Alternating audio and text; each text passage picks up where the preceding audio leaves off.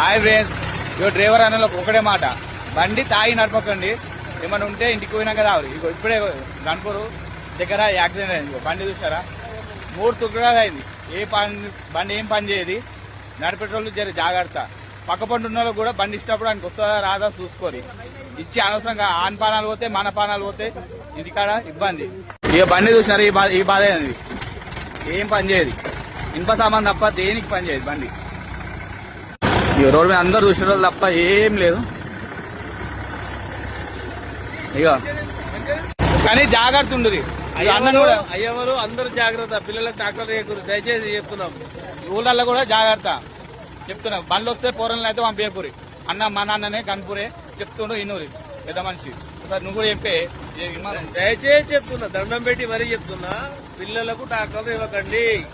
ఇట్లయితే పరిస్థితి లాస్ట్ వస్తుంది.